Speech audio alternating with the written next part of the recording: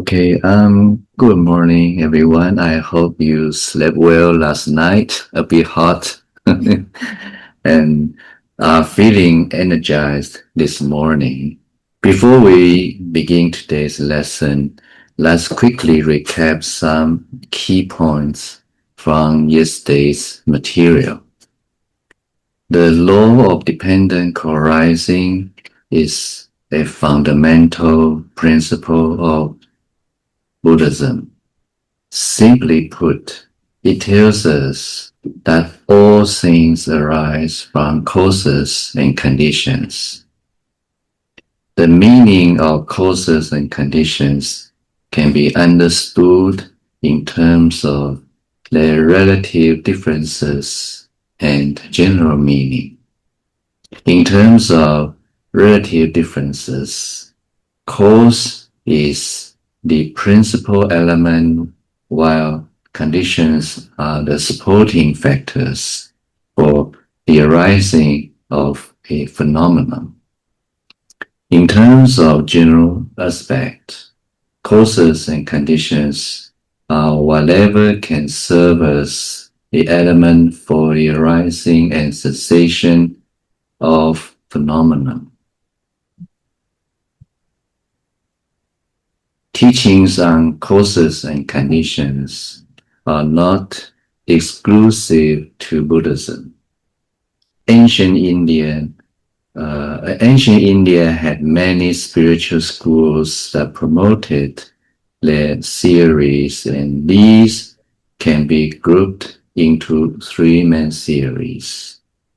One is the theory of fatalism, which essentially is a fixed fate position purely due to the past karma and ignores the effort of present karma. The other is the theory of divine providence, which attributes the creation of everything to a god. The third is the theory of wrong present effort, which acknowledges present effort but fail to understand which are the true causes.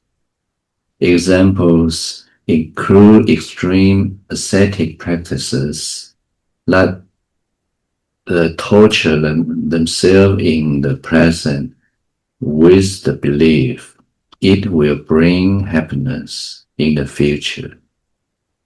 All these theories fail to identify true causes and conditions, and so their teachings cannot lead to true happiness. Regarding causes and conditions, there are three levels of meaning, progressing from what is easy to understand to what is increasingly profound. These three levels are: 1. Effects arise from causes, which refutes the theory that things arise without cause or from wrong causes. 2. Phenomena are established in accordance with principle. That is to say, there are definite principles that ensure order, such that a given cause produces a given result.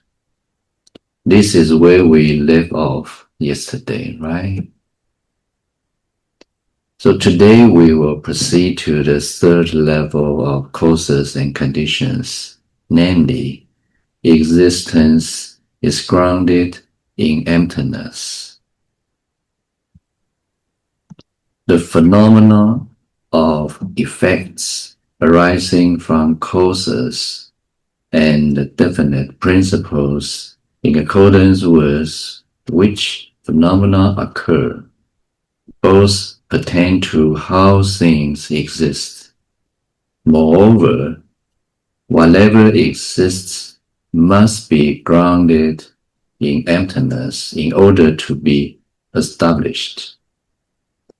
This means that whether we are speaking of manifested phenomena or the principles behind them, they can exist only because they possess no fixed intrinsic entity. In other words, if something were not free from fixed intrinsic existence, it could not come into existence at all. Let's use a simple example which highlights the order of these three levels. 1. Suppose we build a house. The house is something that exists, but it can exist only because many conditions come together.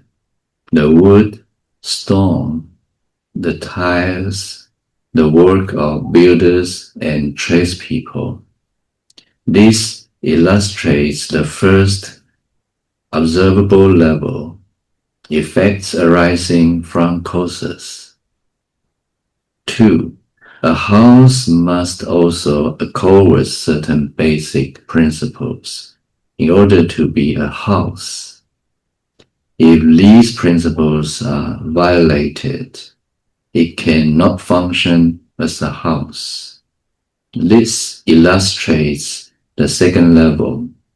Phenomena are established in accordance with principle. 3. A house must also be built in a space. If a house already occupies a certain block of land, another house cannot be built on that same block of land. This illustrates the third level. Existence is grounded in emptiness. Whatever exists must at first have not existed, precisely because it was originally absent. It can arise into existence when the necessary conditions come together. And once it exists, it must ultimately return to non-existence. A house follows this process. Originally, it did not exist, right? Then it is built and exists for a time, and eventually it would disappear. This shows that while the house exists, it is only a temporary combination of causes and conditions. Its way of existence already contains the fact that it is impermanent and empty in nature. If house had a truly independent, permanent, intrinsic entity, then it would not arise from causes and conditions. It would not go from non-existence to existence, and from existence back to non-existence. Although the Buddha Dharma's law of causes and conditions has at least three levels, its main point is the second one. Phenomena are established in accordance with principle. Based on the fact that phenomena are established in accordance with principle, concrete phenomena come into being, and the truth is revealed. As mentioned before, through causes and conditions, the world arises. Through causes and conditions, the world is formed. Through causes and conditions, the world ceases to be. through causes and conditions, the world dissolves. This statement expresses two important aspects. In the Buddha Dharma, the causes and conditions that explain the arising of the world are called the nature of the factors of dependent co-arising, while the causes and conditions that explain the cessation of the world are called the nature of the factors of the noble paths. It's quite new to you, right? Okay, I will explain this. In the sutras, the nature of the factors of dependent co-arising is often described with the terms the nature of Dharma, the stableness of the Dharma, and the conditionality of the Dharma.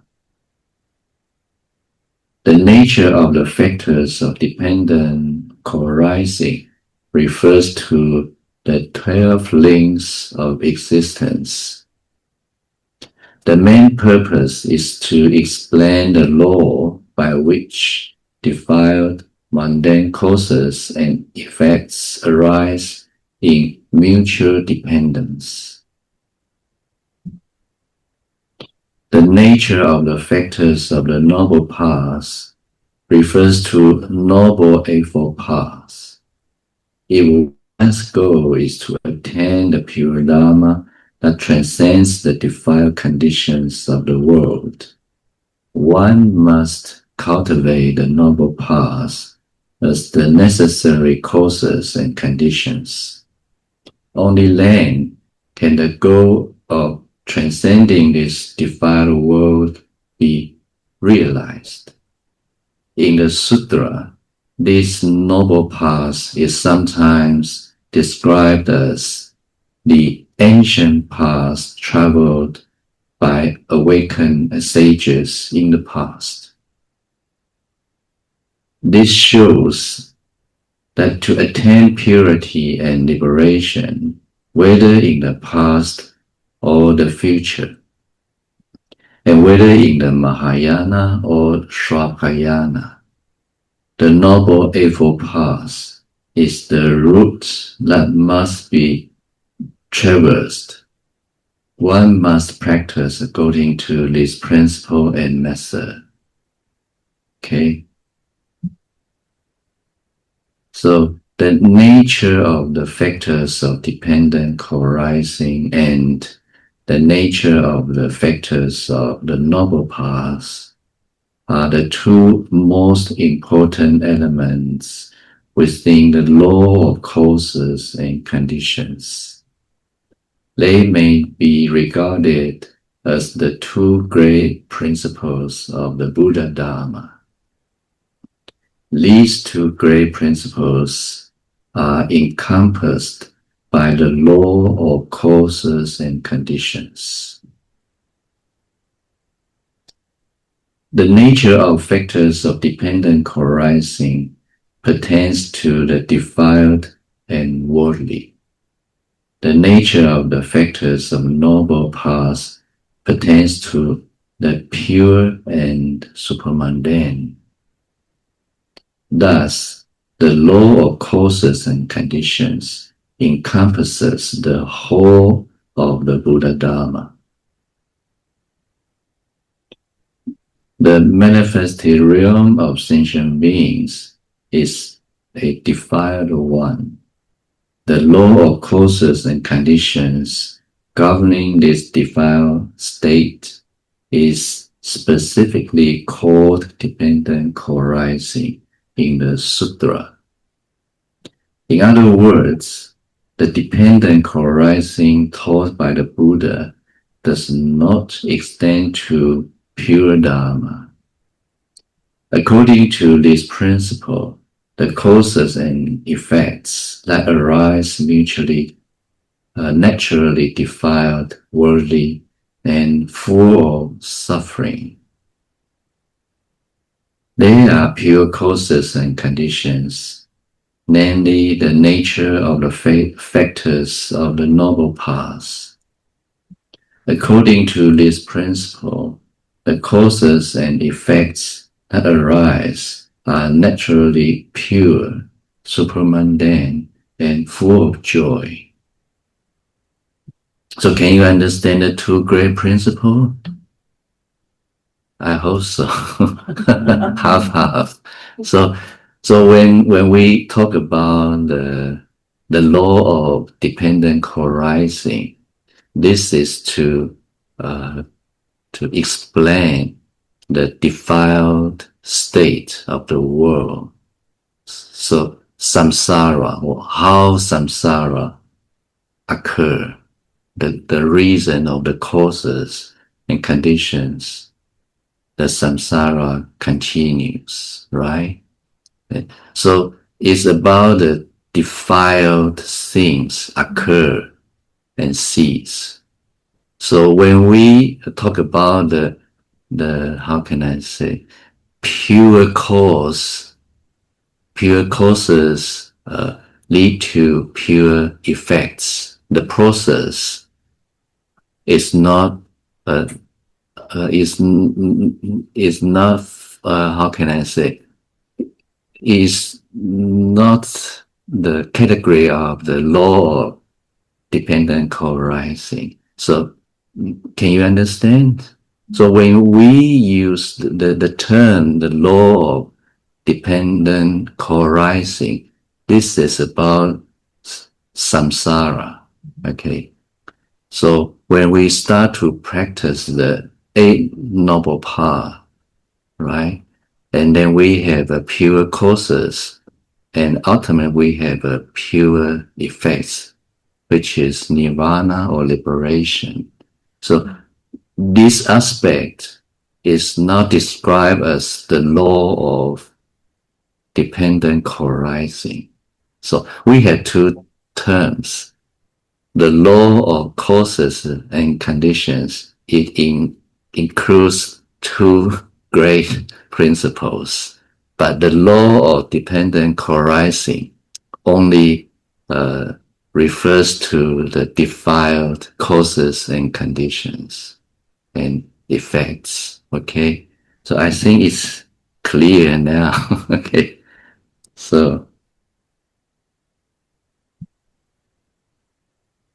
the Buddha Dharma does not merely speak of cause and effect in general terms.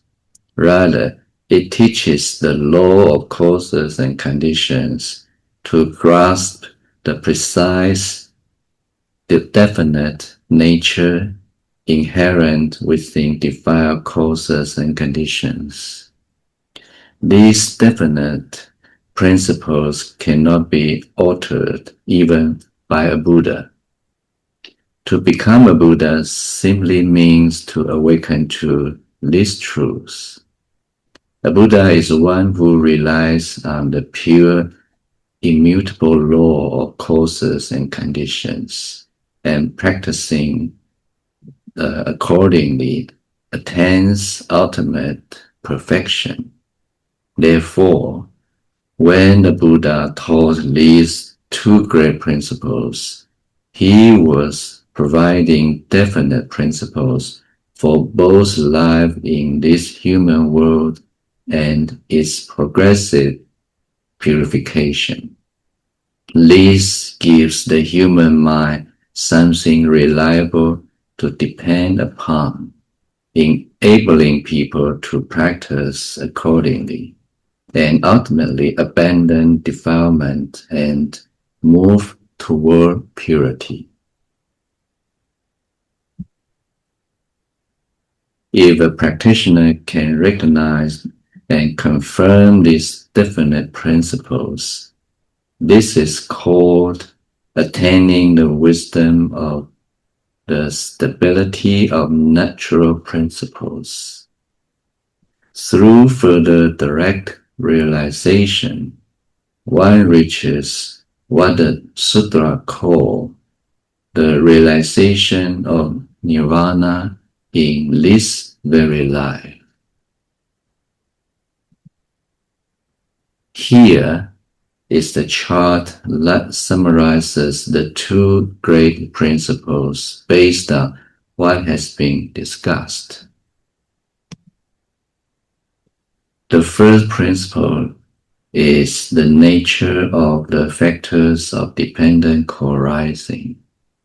This explains the causes and conditions concerning the arising and cessation of suffering. These are all worldly causes and effects. The other principle is the nature of the factors of the noble paths. This is the ancient paths of sages that leads to purity, wisdom, and liberation from cyclical existence. It embodies the cessation of worldly defiled causes and conditions, thus revealing the transcendental causes and effects.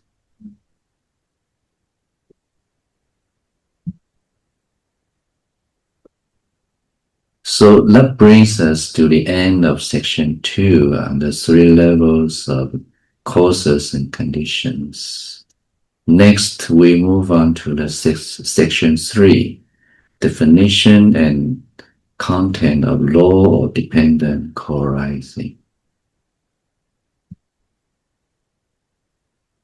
Causes and conditions may be defiled or pure. Okay? The law of dependent co-arising specifically relates to causes and conditions that are defiled. Samsara, okay? The definition of law of dependent co-arising is when this exists, that comes to be. With the arising of this, that arises. You are familiar with this saying, right? Teaching, yeah.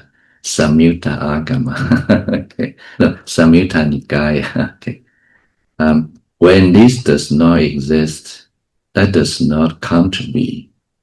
With the cessation of this, that ceases. So this is the Bhikkhu Bodhi, Venerable Bhikkhu Bodhi's translation. Okay. This explains the principle that phenomena exist in dependence upon other conditions. Okay, the law of dependent co-arising's content is with ignorance as condition, volitional formations arise. With volitional formations as condition, consciousness arises. With consciousness as condition, name and form arises. With name and form as condition, the 6 sense faculties arise. With the 6 sense faculty as condition, contact arises. I changed some term of Venerable Bhikkhu Bodhi's translation, okay, based on Chinese Agama. Okay. With contact as condition, feeling arises. With feeling as condition, craving arises. With craving as condition, clinging arises. With clinging as condition, becoming arises. I change this term, becoming, okay? With becoming as condition, birth arises. With birth as condition, old age, sickness, and death arise. Okay? In summary, this is described as the arising of the whole mass of suffering.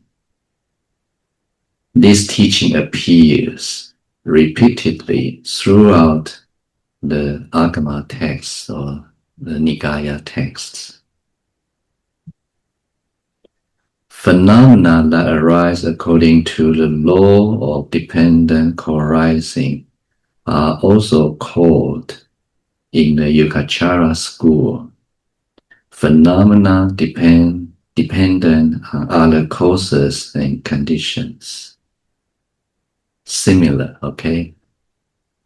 In both the Madhyamaka and Yogacara schools, this law of dependent co-arising applies to both defiled and pure phenomena.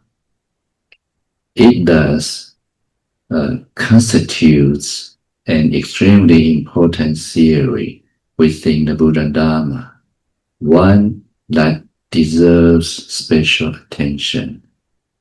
Can you see something different?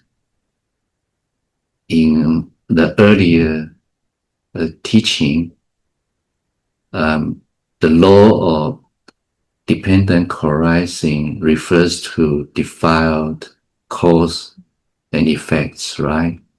But in Mahayana school, such as Madhyamaka and Yogacara, this law can refer to both pure and defiled causes and conditions, which is different from the usage in the early Buddhism.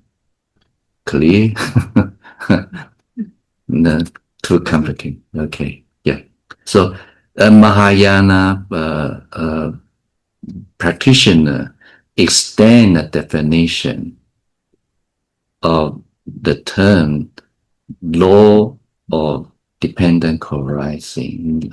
That's the matter, okay? Yeah. So the existence or arising of any phenomenon must have its causes. When these causes and conditions are present, the corresponding result arises. The simple definition of dependent co-arising is therefore conditioned by this that arises. This and that are general terms referring to the cause and effect, while the connective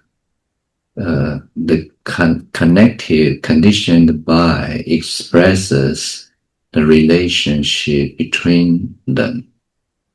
That is the way it is because of this. Between this and that, there's the necessary relationship. Because of this, that comes to be, and in this way, a causal series is formed.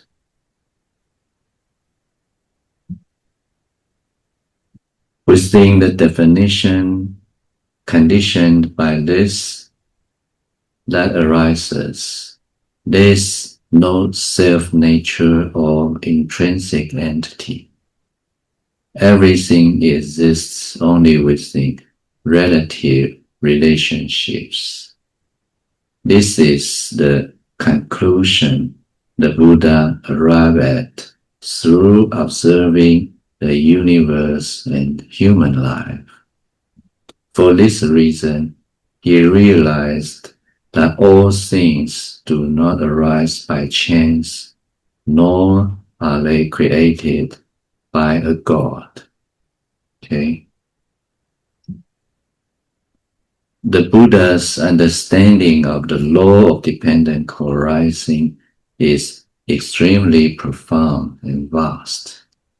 Thus, the Buddha said, "This is profound, namely the law of dependent co-arising." As mentioned earlier, the three levels of 1. Effects arise from causes. 2. Phenomena are established in accordance with principle. And 3. Existence is grounded in emptiness, are all explained on the basis of law of dependent co-arising. The Buddha first observed the reality of the universe and the human life, then further applied rational contemplation, and finally arrived at direct realization, thereby thoroughly penetrating the law of dependent co-arising. The law of dependent co-arising is not merely a description of the phenomena that arise from cause and condition. More importantly, it reveals the definite principles within causal relations, that is, the definite order governing cause and effect.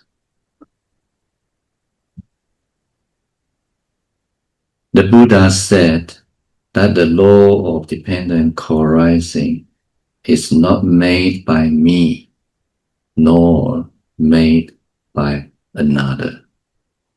It is the truth that is simply so in itself. Deluded ordinary beings see the events of the world as confused and devoid of any clear order.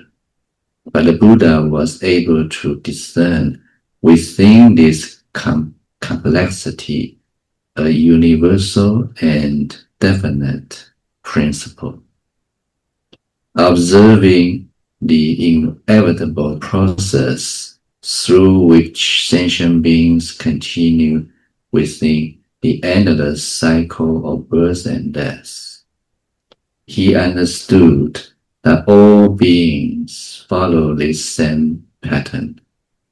Thus, without departing from these phenomena themselves, he realized the definite principle within them.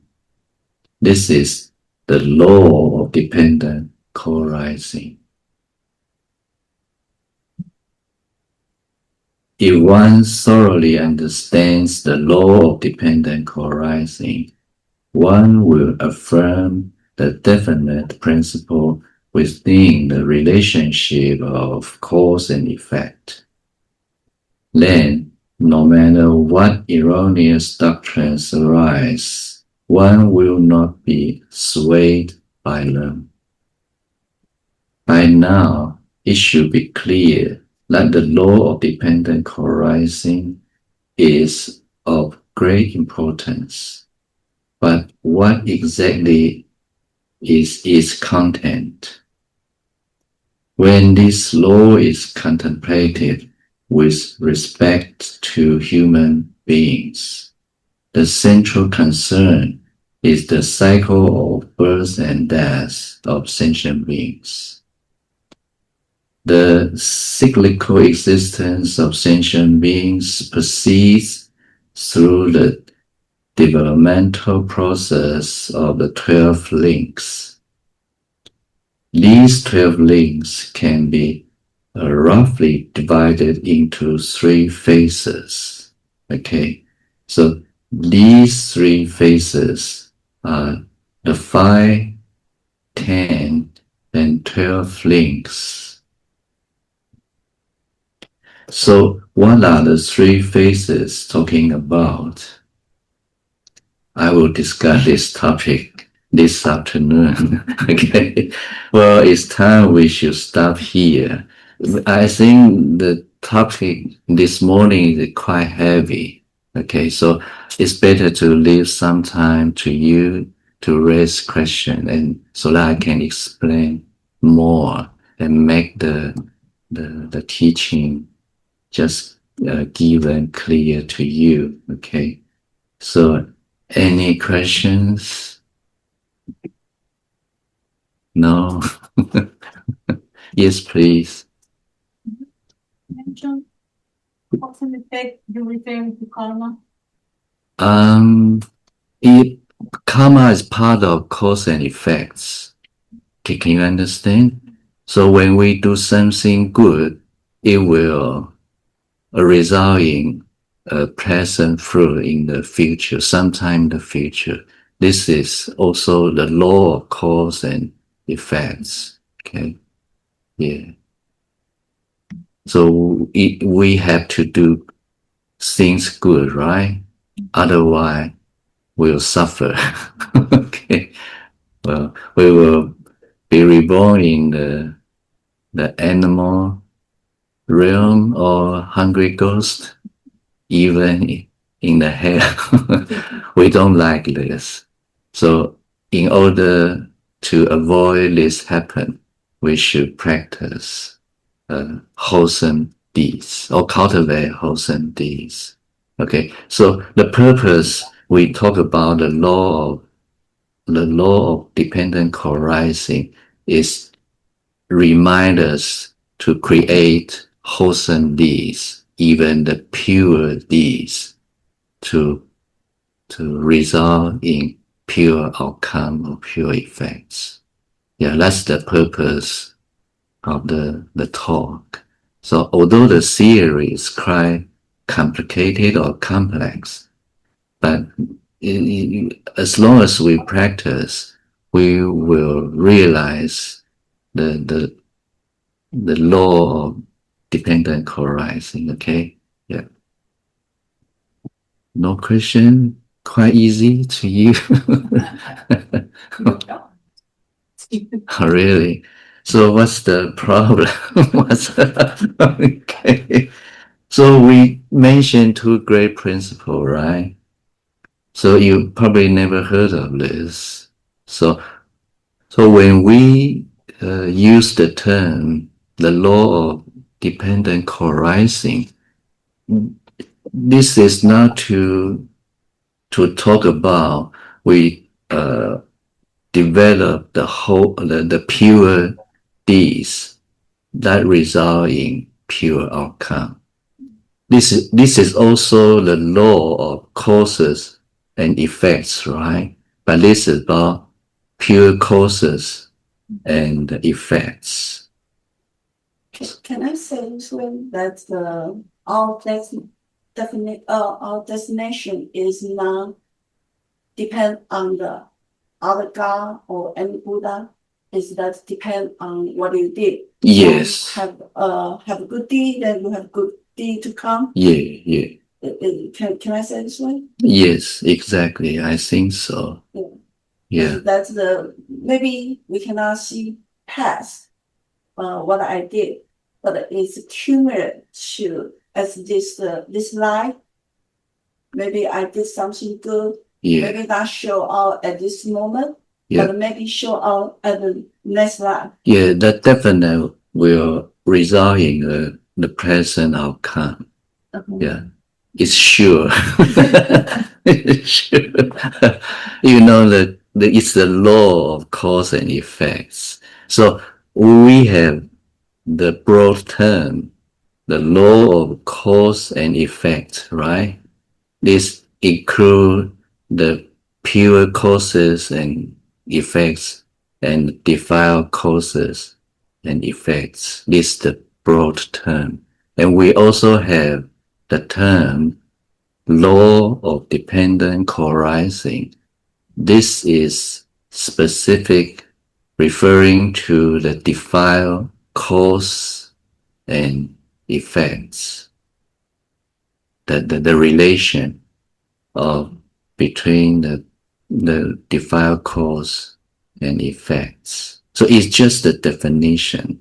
So when the term used in the Samyutta Nikaya, I mean the Bhikkhu Bodhi translated as dependent origination, right? Yeah. So this term is about samsara. Okay. Yeah. So how should we stop the samsara? How can we stop the samsara? We need to cultivate the Eightfold Noble Paths, right? So this aspect is not the teaching, not part of the teaching of the law of cause, the law of dependent co-arising is another teaching which has the name of the nature of factors of noble paths. Okay, it's just the terminology issue. Okay, so you have further questions? I see it's also that it's not limit with that's a human. Maybe it's also include that All sentient beings. all sentient being. Yes, yeah. That would be we have the environmental or 地水火风. Oh, you mean non-sentient being world? Include that the law of dependent of co-arising is include the non-sentient being. That's another question coming up. Yeah, it's very good question. Yeah, but I have to say the law of causes and conditions include the environment and sentient beings. Okay, but if we talk about the law of dependent co-arising, it has specific teachings which is about sentient being. For example, we just mentioned this the content of the law of dependent co-arising is ignorance as condition. Yeah. So what's the text? With ignorance as condition, volitional formation arise. The 12 links are about sentient being, nothing about the non-sentient being material. Okay. Yeah. So we have to clear or careful of the definition of the teaching refers to. Okay. Yeah. Just the matter what this talk about. Yeah, you can extend the definition to something else. But when the Buddha talked about this, he didn't extend to something else. He only focused on sentient beings. That's the matter. Okay. Yeah. So sometimes when we talk about dukkha, dukkha suffering, have you heard of the teaching anitya samskara? No, anitya samskara. Yeah. No. So all phenomena are impermanent. Okay. Yeah. And all things. So sorry, because of impermanence, there is suffering. Have you heard of this? You heard of, but this teaching is specific for about sentient beings because the death don't have the feeling. Okay, so if the permanence is characteristic of everything, but suffering is about feeling that only sentient beings have. Okay, so when the Buddha talk about how can I say? So with ignorance as condition, volitional formation arise. This is about sentient beings. Okay, and so when the Buddha talk about the Four Noble Truths, right? The first Noble Truth is suffering. But what do you think the noble sages, do they have suffering? They do have suffering. they feel pain, but they don't have vexation, right? Okay. And also, we have five aggregates, right? So when we talk about five aggregates, Venerable Bhikkhu Bodhi's translation is five aggregates subject to what? Subject to craving or something. Yeah, subject to craving. Yeah. But for sages, noble sages, they have five aggregates. But these five aggregates not subject to craving, right? So when we talk about five aggregates subject to craving is specific, talk about the diluted sentient beings, not sages. So there's the boundary of the teaching, okay? Yeah. So not to everything sometimes, but in Mahayana teachings, they tend to extend the Buddha's teachings to cover everything. So this sort of changed the definition, but it's reasonable, right? Yeah. Because the issue the Buddha deal with and the issue the Mahayana practitioner deal with is different. So they can have different, how can I say, teaching or style. Okay. Yeah. So no other question? Okay. Good. I think it's time we should finish the class. Okay. Thank you so much for your patience. Thank you.